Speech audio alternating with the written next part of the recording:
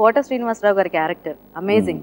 అంటే ఆయనను అంత సైలెంట్ గా కూర్చోబెట్టి కూడా పవర్ఫుల్ గా చూపించారు.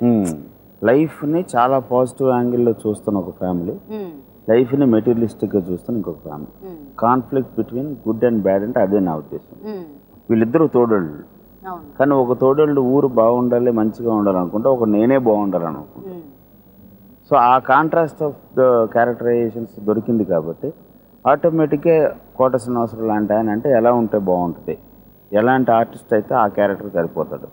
ఆ క్యారెక్టర్ ఊరిన మామూలుగా ఉండే అరుపులు కేకలు పెట్టి సినిమా డైలాగులు చెప్పకుండా ఉండాలి. మన నిజ జీవితం అలాంటి చాలామంది చూస్తాం, చాలా సైలెంట్గా ఉంటారు, నవ్వుతూ ఉంటారు, మనకు అలా అనిపించదు, కానీ మన వెనకాల ఎలాంటి ఏ చేస్తారండి. సో అలాంటి అట్లా ఇన్స్పిరేషన్ తోటి డిజైన్ చేసాం. బట్ ఆయన దాన్ని అర్థం చేసుకున్న విధానం, వీడైతే దండం పెట్టాడు ఒక షాట్కి, క్లోజ్అప్స్ తోటే చంపేస్తున్నాం అన్నయ్య. అలా చూడడం మైండ్ బ్లోయింగ్. అది hats off to that actor.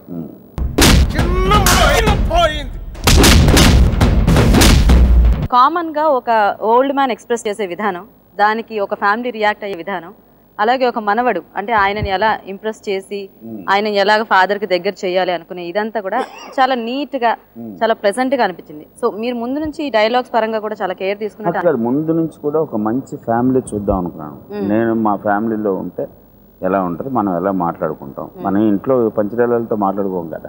So దాన్ని రిక్రియేట్ చేయడానికి ట్రై చేశాం, అంతే సింపుల్. దాన్ని ఎంత సింపుల్గా ఉంచితే అంత బెటర్ అని అనుకున్నాం, అంత బ్యూటిఫుల్గా ఉంటుందని అనుకున్నాం, అంత పీస్ఫుల్గా ఉంటుందని అనుకున్నాం, అంతే.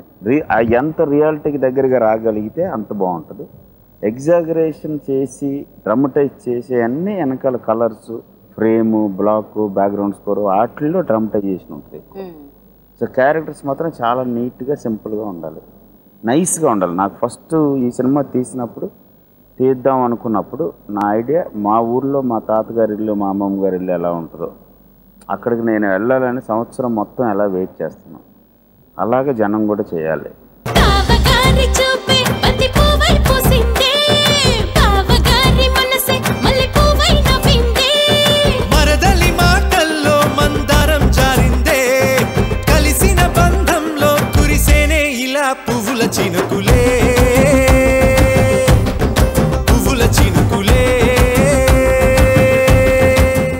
ప్రకాష్ రాజ్ గారు, కృష్ణవంశీ గారు అంటే మాకు ఒక డైరెక్టర్గా ఆయన క్రియేటివిటీ పరంగా తెలుసు. సో యాక్చువల్గా కృష్ణవంశీ గారు ఎలా ఉంటారు అంటే అదర్ దెన్ డైరెక్టర్? అన్ని చెప్పద్దు మనం మామూలుగా ఉండం ఆర్టిస్టులు. They all has lot of excuses, we don't have reasons. ఈయన ముందు చెప్పలేము, ఏదైనా ఒక చిన్న ఎక్స్క్యూజ్ ఇస్తే చూస్తాడంతే. అంతే చెప్పు దాంట్లో నువ్వు చెప్పింది కదా చెప్పు, ఏం చేస్తాం. అంత సింపుల్గా ఉంటుంది, అరవడం కానీ తిట్టడం కానీ ఉండదు. బట్ ఎక్కడో ఒక చోటు ఎంత నిజాయితీగా ఉంటుందంటే ఆ చూపు దారలేదు. అంటే మేము ఒక ప్రశ్న అడిగితే ఆ 2 సెకండ్స్ సైలెంట్ అయితే మేమే దానికి సమాధానం కూడా చెప్పేస్తాం. అర్థమైపోయి ఉంటుంది మనకి, అంత క్లియర్గా ఉంటాడు. ప్లస్ వెరీ క్లియర్గా ఏంటంటే సొమ్ము కోసం అడగడు, సినిమా కోసం అడుగుతుంటాడు. ఏదో చేయలేక కూడా చూస్తున్నామేమో అని అనుకోవచ్చు కదా, అది కూడా ఉంటుంది. అండ్ తర్వాత 6 అయిపోయింది 7 అయిపోయింది అంటే వచ్చి అడుగుతాడు, ఇంకో 1 అవర్ ఎక్స్టెండ్ చేయొచ్చా అని. ఆ 1 అవర్ ఎక్స్టెండ్ చేయొచ్చా అని ఎలా అడుగుతామంటే, చేత కదా, వయసు అయిపోయిందా, చేయలేవా, స్టార్ అయిపోయిందా అంటే చేయనంటే అది కారణాలు ఉంటాయి. ఇంకెలా చెప్తాం ఆయనకి, చేస్తావు రా వంశీ అందులో ఏమన్నా అలా ఉంటుంది. అది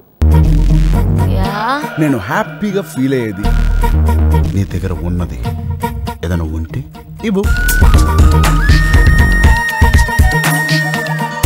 చాలా కట్టెలు ఉన్నారా నీలో, అంత మగాడువరా నువ్వు?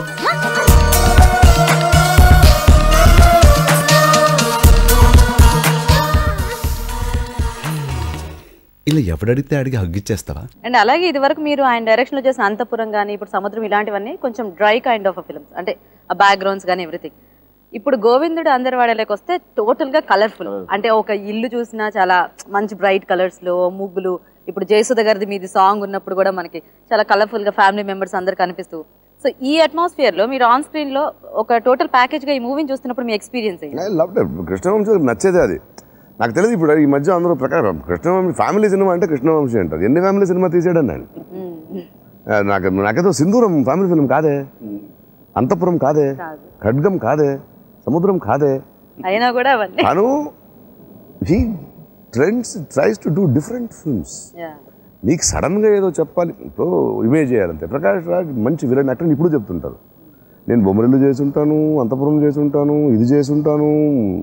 బట్ ఆయన డిసైడ్ అయిపోయారు, దే నీడ్ వన్ బ్రాకెట్లో వేసేయాలి. విలన్ అంటే ప్రకాష్ రాజ్, ఇది విలన్ కాదే, కాంచీవరం విలన్ కాదు. సో అలాంటి so Vamsi is capable of doing something because మిగతా వాళ్ళని ఎంత పుష్ చేస్తాడో బౌండరీ, తనని కూడా తను పుష్ చేసుకుంటాడు. And that is the soul, that is why such directors are always an asset to us. గులాబీ కళ్ళు రెండు ముళ్ళు చేసి గుండెలోకి గుచ్చుతున్నవే, జిలేబీ ఉళ్ళు చేసి నట్టు నువ్వే ఆశ పెట్టి చంపుతున్నవే, రాకాసి తేనెలే పెదాలలో పొగే చేసి ఊరించి ఉడికించి పోతావే రాక్షసి సరాసరి, నీ నడుము మడత్తల్లో నన్ను మడత్త పెట్టావే. చరణ్ ని కూడా అంటే చాలా సటిల్ గా, అంటే జస్ట్ మన that is an achievement of Krishna Vamsi. అది మీకు ఎలా అనిపించింది? రామ్ చరణ్ ను తనకున్న ఇమేజ్ అంటే 8th ఫిల్మ్ అయినా అంటే he is just an 8-year-old boy now. He's just 8 films old. And his willingness also. And his willingness to surrender where he is not comfortable. అంటే డాన్స్ బాగా చేస్తాడు, యాక్షన్ బాగా చేస్తాడు, దానికంటూ ఒక ఫ్యాన్స్ ఉన్నా కూడా దీన్ని దాటి నేను చేయాలి. కరెక్ట్గా నాన్నగారు గైడెన్స్, వంశీ సినిమా మీద ఆయనకున్న నమ్మకం, ఆ టోటల్ సరెండరింగ్. తను ఇప్పుడు దాకా ఇలా చేస్తే ఎలా కనిపిస్తానో అని కంఫర్ట్ లేని జోన్లో కూడా తను ఏడుస్తుంది. ఎన్ని సినిమాలు మీరు రామ్ చరణ్ అసహాయకుడుగా ఏడడం చూశారు? లార్జర్ దెన్ లైఫ్ అంటే ఒక చిన్న హెయిర్ కూడా అటు తిరగకుండా, మేకప్లో ఇది కూడా అవ్వకుండా అలాంటి కంఫర్ట్ జోన్లో వచ్చిన యాక్టర్స్ వీళ్ళు. That is and beautiful surrendering. And Vamsi లాంటి వాడు he's looking for his character. ఒక స్టార్ కావాలి, బట్ నా కథని స్టార్ మూలంగా చెప్తే ఇంకా చాలామందికి వెళ్తుంది.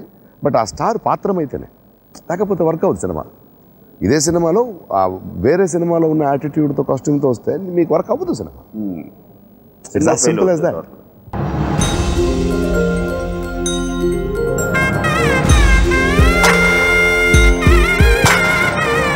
అలా చూస్తుంటే చాలా ముద్దొస్తున్నావురా.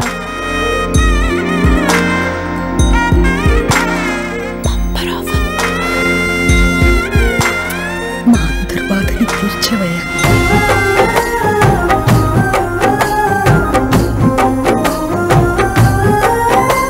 కాజల్ బ్యూటిఫుల్, చందమామలోనే మీరు అది ఆయనలో ఉన్న శృంగారం అసలు వస్తుంది ఎలా నిజం.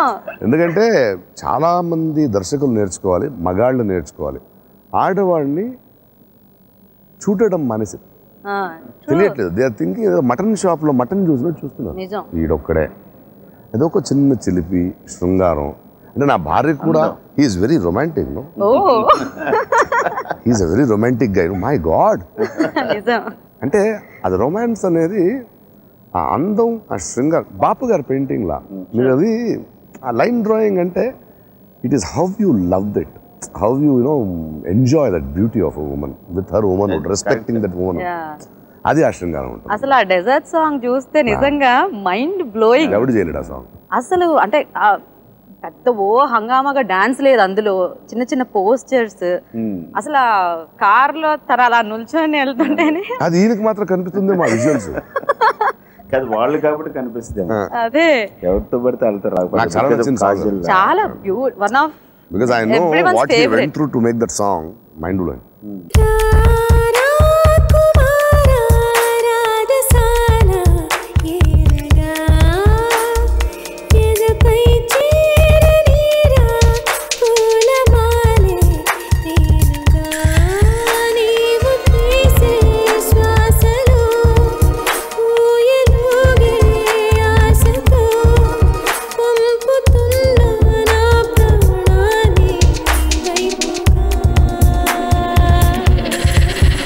ఎవ్రీ డే చిన్న చిన్న ఫైట్లు మా ఇద్దరి మధ్య జరుగుతుండే. బొట్టు సైజ్ దగ్గర, ఇయర్ రింగ్స్ దగ్గర, నోస్ రింగ్ దగ్గర, వద్దు వద్దు బాగోదు బాగోదు అని అంటాం. మళ్ళీ ఒక ఇంట్లో చిన్నపిల్లల మారంలాగా దాన్ని ఏదో దెబ్బలాడు కోప్పడు బతిమాలు రకరకాలు చేసి చేయించడం చూసుకుని మళ్ళీ అంతే ఇన్నోసెన్స్ తో చెప్పండి నేను చాలా బాగున్నాను, కొంచెం పెద్ద బొట్టు సైజ్ సో అలాంటి ఒక నేచర్ ఉంది తన దగ్గర. నేను గోల్డ్ స్మిత్ అంటాను, నాకు నెక్లెస్ చేయడం తెలుసు, చాలా బాగా తెలుసు, మిగతా వాళ్ళందరికంటే కూడా బాగా తెలుసు. నాకు డైమండ్స్ దొరికితే ప్రకాష్, జయసుధ, రామ్ చరణ్, కాజల్ అని డైమండ్స్ దొరికితే అది డైమండ్ నెక్లెస్ అవుతుంది. అందంగా పొదిగేశారనమాట. డైమండ్స్ కాకుండా రాళ్ళు దొరికితే రాళ్ళ నెక్లెస్ అవుతుంది, బట్ అదే పనితనం ఉంటుంది. అలాగే ఈ సినిమాకి అలా కుదిరింది, అన్ని డైమండ్స్ కుదిరినాయి కాబట్టి చక్కగా ఇటు బ్రహ్మాండం డైమండ్ నెక్లెస్ అయింది. నేను హ్యాపీగా ఫీల్ అయ్యేది నీ దగ్గర ఉన్నది ఏదైనా ఉంటే ఇవ్వు. చాలా కట్టెలు ఉన్నారా నీలో, అంత మగాడువరా నువ్వు?